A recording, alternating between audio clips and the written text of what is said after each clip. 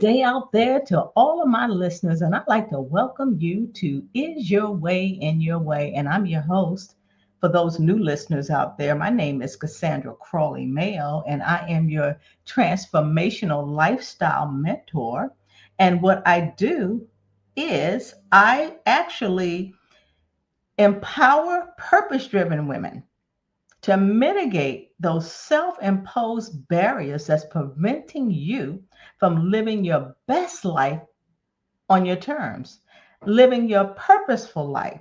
So, therefore, in this podcast, we'd like to talk about topics related to self improvement, self development, and enable you to do some reflections, self reflection. And I always say and pray that I'm hopeful that one of these podcasts will enable you to pivot and say, you know what? I know what it's going to take for me to live my best life. I know what it is.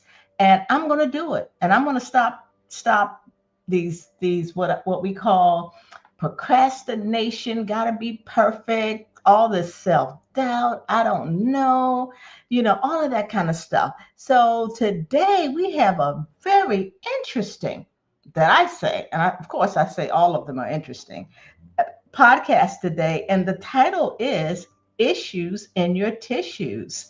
And let me introduce you to my guest that's going to talk about this today. Hello, Angel. How are you? I'm great, Cassandra. Thank you so much. And I'm so happy to be here. Yeah, I'm happy you're here as well.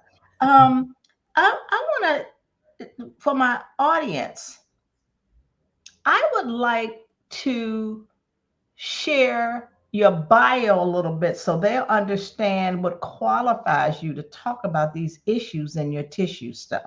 Okay. So listen, guys, Angel has lived many lives: a professional dancer, a corporate executive, a retreat leader, somatic therapist, but the thread through it all has been the body. With degrees in physics, psychology, and international business, she climbed the corporate ladder at companies like Coca-Cola, only to discover that success without fulfillment leads to burnout. That awakening led her to study somatic therapy and create Wild Heart Expressive. That's a movement based healing method that helps people release trauma, build confidence, and lead more authentic lives. So today, Angel empowers others to reconnect with their bodies, reclaim personal power, and find meaning from within. She is the author of Issues in Your Tissues, and she's also the host of the Upshift podcast. Again, Angel, we can't wait to find out all about these issues in the tissues. Wow, it's amazing what the body can say, and mom used to say it's not what you say, it's what you do. That's right. All of that kind of stuff. So this is going to be real interesting. So first of all, I like to know your backstory a bit, because particularly because you speak the language of leadership and experience. So I'm like, where did that come from? Tell us a little bit about yourself. Well, I was an 80s girl. So anybody in the corporate world that was a female was what we called a megalomaniac. I want it all. I want to be the Mhm. top CEO and have everything. So I was one of those. Okay. And then you asked me what was your Yeah. question? Yeah, so I wanted to know your backstory, because you talked about, because you speak the language of leadership and experience. So I'm like, where is all that coming from? Well, From back in the day? Well, why leadership, language of leadership and experience? Hmm. I'd have to say, going on the softer side and the human skills, as a kid, I loved gathering gangs up. I loved doing things as a team. I've been an athlete in 7 different types of sports. Oh, So I've competed together. And if you've been a team player or a team leader, I was the head cheerleader of the cheerleading squad. oh wow. Okay. And so, well, and you got to think about, you got to get everybody's energy up. Your Mhm. cheerleaders, the team, the parents, everybody. And so you have to be a good leader, but you have to lead by example. Uh-huh. So And I have to say that I'm a naturally positive person. I don't know if I Okay. was born that way. I don't Yeah. know if, having the power to overcome things, I think Mm-hmm. builds up this type of positivity. Mm-hmm. So speaking on a leadership, I would say it's more about when I moved back to my hometown 17 years ago. Yeah. I saw the downtown and what it was doing. And I was put in leadership positions, whether it's on a board or an Hmm. executive director of an environmental Yeah. organization. Hmm. I guess I love to lead, but I also have an imposter syndrome that I think most leaders have, that Mm. you need to lead with. But you got to lead with authenticity, and I know that word's overused, but it's like how you lead. So it's not what you lead, but it is how you lead. It's not what Mhm. you say, it's how Yeah, you say it. And exactly. language, this gets us back into language, which is body language. As we Yeah. communicate, Mhm. 93% of all communication that is received is nonverbal. Mm. So if you have issues Okay. in your tissues, you're going to Uh-huh. be giving off a message you might not want to be giving off to the recipient of your actual verbal message. Okay. So tell us about that because you mentioned your body tells your story. How so? Okay. So in my first book, because I have another one coming out, Issues in Your Okay. Tissues, that Okay. whole book is a layman's book. It's a beginner's book on how to have conversations with your body. It's something Mhm. you've lived in all your life. I mean, since your conception, you've had this Right. body. And that body has been collecting stories since its conception. Also, in the womb, how your mom felt about you, those emotions literally go through your own cells and get stored, whether you know it or not. So Hmm. these hidden issues, Mhm. the ways you've been treated, the ways have been raised, the culture, the Mhm. religion, the household, Yes. socialization, all that shapes this body of yours, Mhm. how you respond to it or react to those things. If it was a constant letdown, a constant disappointment, Sure. you tend to look like, you feel like you're a constant disappointment. Oh, You, you don't want to feel that way, but your body tells the wow. story that you're hiding. Really? Yes. Interesting. That's Mhm. interesting. Mhm. Wow. So okay, so sometimes the body can tell you that you're having a bad day, or when you think about when you're at work and your boss and you aren't really connected, is it something that they're telling them, or let's talk about dating or you meet somebody. Does your body speak to that? Tell us a Okay. little bit about that. Let's go back to the basics. Okay. People are like, I don't know what you're talking about. I'm like, yes, you do. You're Uh-huh. in a room and somebody walks in and you have an instant feeling, Mm-hmm. whatever that is. You might ignore it. You Mm-hmm. might go, oh my goodness, my stomach just went into a knot. Mm. Or something may have opened in your heart. I mean, I've heard about people meeting their person, Mm. love at first sight. Your Sure. body will give you signals. And there's Okay. signals: fight, flight, fawn, love, Mm-hmm. flow, whatever it is, that's your response. And Mm-hmm. yes, everybody has it. It's the intuition. We talk about intuition. Okay. Your Mm-hmm. body is where your intuition resides. Mm-hmm. So the limbic brain, if you want a little bit of biology, the primal brain is where the survival is seated. Okay. So your response to anything coming at you, whether it's a good thing or a bad thing, Mm-hmm. really lights up your primal brain, and you immediately, within seconds, assess Mm-hmm. the situation. Whether you Mm. listen to it or not, Mm-hmm. then you get the consequences of that.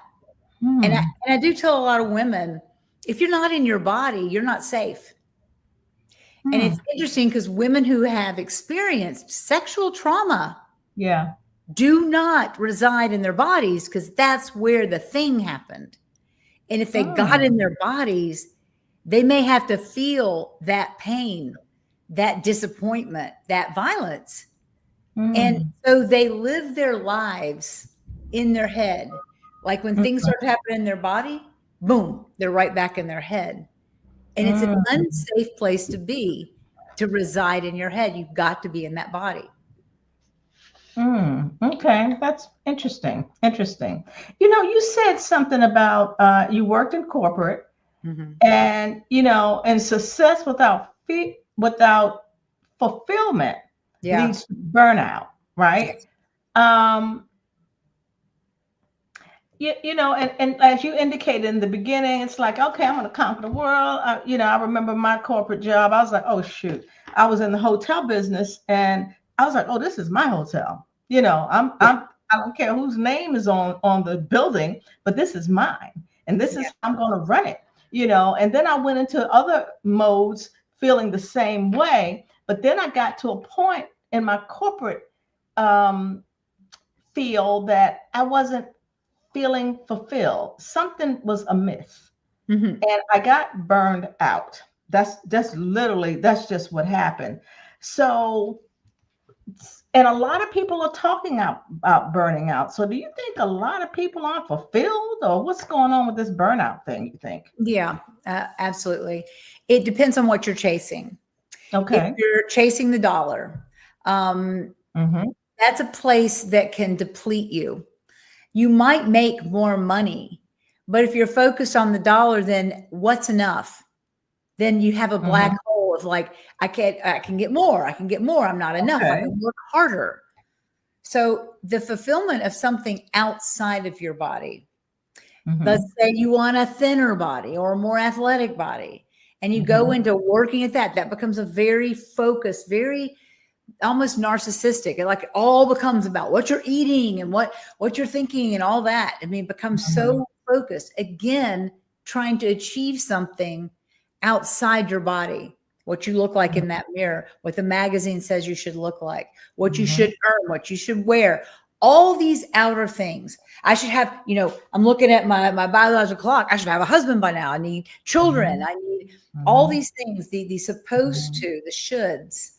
And if you Right. chase the external things in life, the external gifts, the external things in life, you'll never be satisfied because it's never enough. It's just, I don't care Mm-hmm. what it is. If it's outside of you, if Mm-hmm. it's a relationship, whatever it is, it's never going to be enough because inside, if you're missing something, if there's a gap, if there's a hole, if there's a trauma that resides in there, if there's a story, a thing that happened to you at 5 years old when your dad couldn't listen to you and he swatted you away because he had a bad day and you're like, men don't like me. I mean, these things land in our head and they Mm-hmm.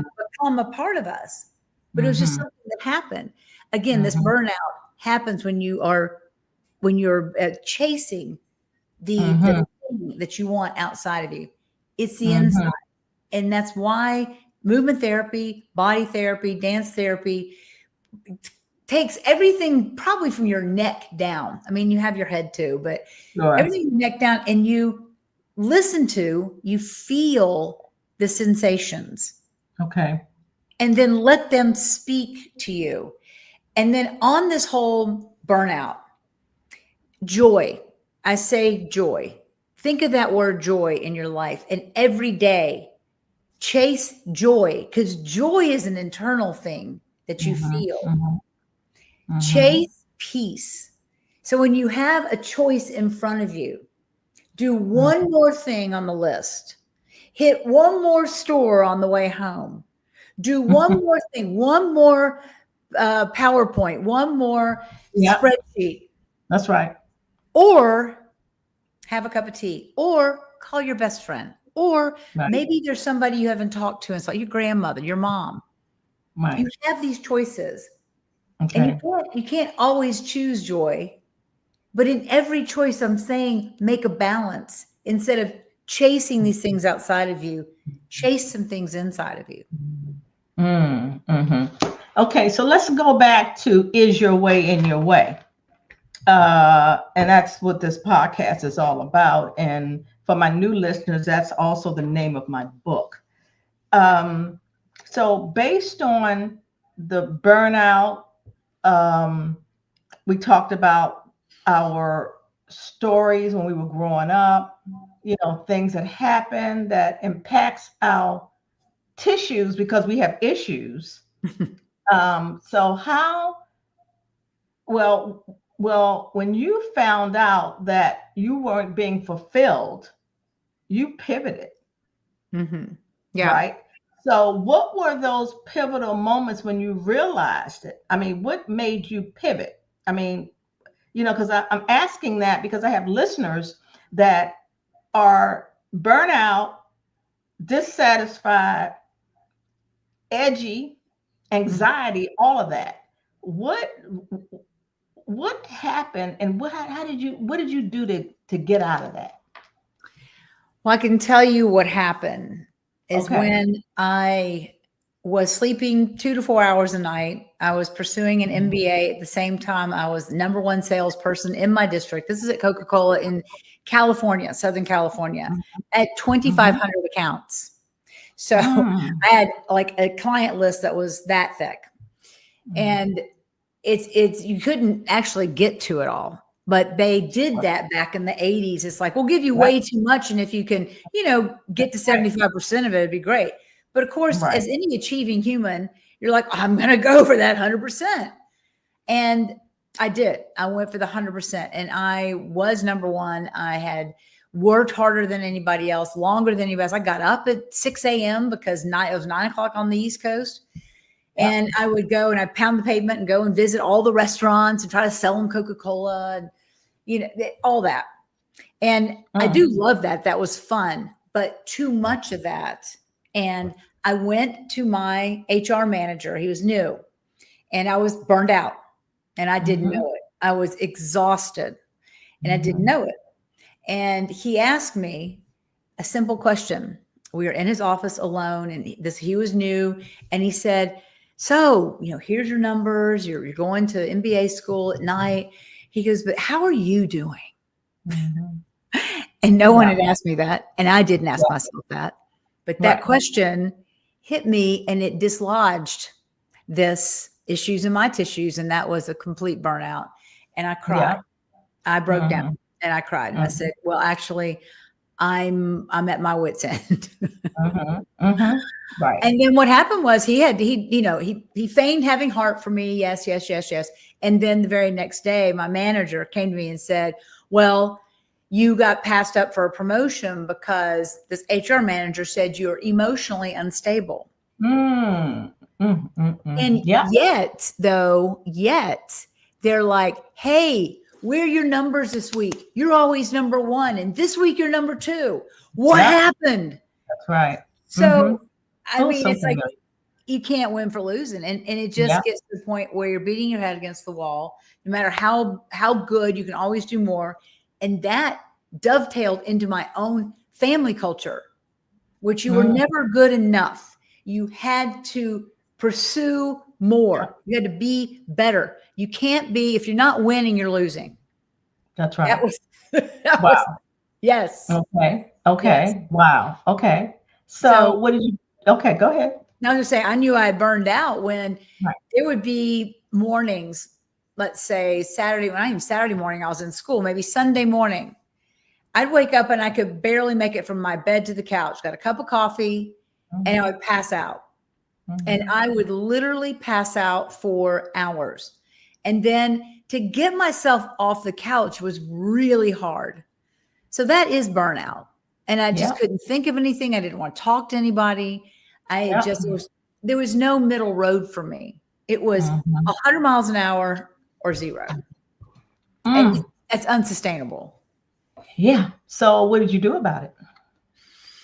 Well, I was lucky enough to go to MBA school. I couldn't do it and work at the same time. It didn't work for me. It was too intense for me. So I went to an international MBA school. A friend of mine had introduced me to it, and going there it was in a French country. It's actually its own country. They do things differently. So I got myself, I guess, in a macro sense, I got myself out of this culture. Okay. I got myself Oh. out of this culture and into a culture that was just as successful. I was in a massive MBA program and it was intense, but we had lunch and you sat with your friends and you talked and you had lunch and you had a cappuccino and you got back to class. Yes. And after class, you know, you go to the little grocery store, you get what you're going to eat that night, you chill out, and then you do your homework. And then I go to a club and dance. Okay. I mean, so I was treating myself. These are treats.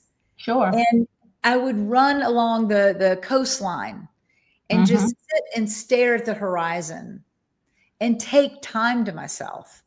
If you don't do that, you just burn yourself down to the grind, and it's really hard to pick yourself back up. Yes, yes. So you had to make a decision. Either you're gonna get out of your way or you're gonna plummet. So you decided, right? And that's what's going on with my listeners. There are things that aren't working for them, and they're sick and tired of being sick and tired, or also stress will kill you. You know, that's when you get those issues in your tissues for sure, because it's you're all boggled up. Yes, and I do want to say this to your listeners, that how do you know? Because I get asked, how do you know you need movement therapy? Well, you can say it any way you want, but how do you know? Your body tells you, because this whole burnout thing, you can dissuade this, you can redirect this earlier than actually going into breakdown. By listening to the stress in your heart. Like, this really stresses me out. We'll take a break. It could be 5 minutes, go outside, take a breath. Right. That's and we had talked earlier about, you know, women and the transition and how do they do it? Like using the movement therapy or using a somatic point of view. How do you get in your bodies? Here's something easy that I want all of your listeners to do. I'm serious. All of them. Okay. Is turn on your favorite sexy music. Marvin Gaye. Okay. Everybody knows Marvin Gaye. Sexual healing. And it just begs you to sway your hips.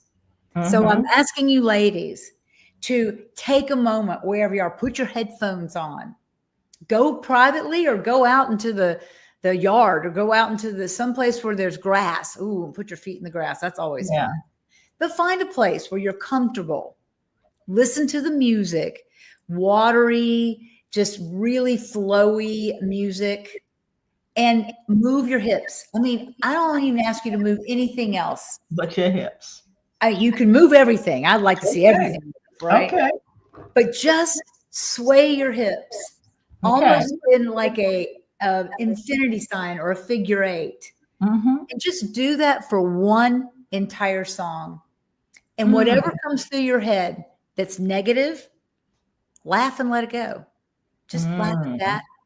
I don't know whose voice it is. It's not yours. Whatever it is that says, oh, look at you, or you're too this, or you're that, none of that. Whatever that is, let that flutter away. It's like, oh, okay. But get back into your hips and say, and then sway it some more. Move it more, get into it. And even you'll find stiff spots and you'll find little painful spots.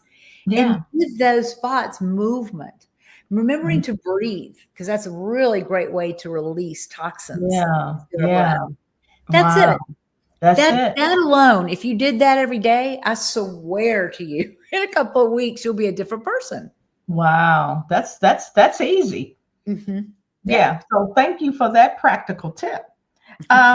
So is that part of your chakra mental method? It's all encompassing the somatic movement, the retreats that you have and all of that. So that's all part of that. In issues in your tissues, it is categorized. It actually has little colorful tabs. It goes through each chakra, 1 through 7. And each chakra has got mental and emotional things that are connected to it. So it brings awareness to, let's say your root chakra, which is down at your perineum, your tailbone, is what you sit on, but it's connected to Mother Earth, the unconditional support. So the elements earth, but the things that it's connected to is your tribe, your family, your community.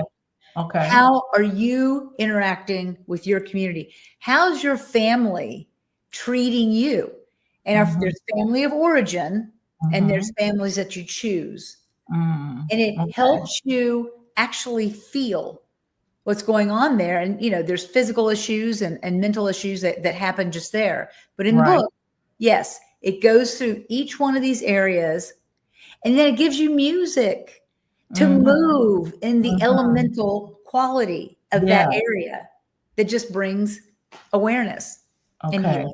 Okay. I like that. It's actually, you said it makes it nearly impossible to fail with your unique chakra method. Sure. Right? Yeah. And you said something else. We talked about well, tell me a little bit more, because we get ready to wrap up, why body language is important. Why is body language important? Yes. Because that's the first thing people see, feel, and hear is your body as it comes into the room. Before you open your mouth, people have already assessed who they think you are. Okay. So you want to make sure that if you have hidden stories in there that are blasting out, you want to get on the same page. Right. You want to heal, release, and heal whatever's holding you back. And you want to envelop it, to express the things that bring you joy. And simply, if you embrace your joy, if you chase your joy inside, you will be magnetic. People want to be around you. What makes you so shiny and happy in your glow? Okay, great. That's what we call energy, right? Yeah. Yeah. Oh, yeah. I love that. Okay. Well, let me ask you. So in other words, you said the voices we have is our power and our body is our messenger. Right. And I like that. That body. And I encourage my listeners to listen to that sexy music, get out of yourself, do your thing, whatever it's going to take for you to open up, and for when you walk in a room, you're like, wow, something about that person. And I love that. So let me ask you, how can my listeners get in touch with you, Angel? My website is all encompassing. It's just angelhoward.co, angelhoward.co. Go get my book on Amazon because it's super simple. Has all the explanations. It's weaved in with some personal stories that will make everybody know they're not alone, that we all struggle, and that through the struggle, we become these beautiful butterflies that we are. But there's QR codes after every chapter where they can dance with me and a group of people in a studio. And there's a Spotify list of music.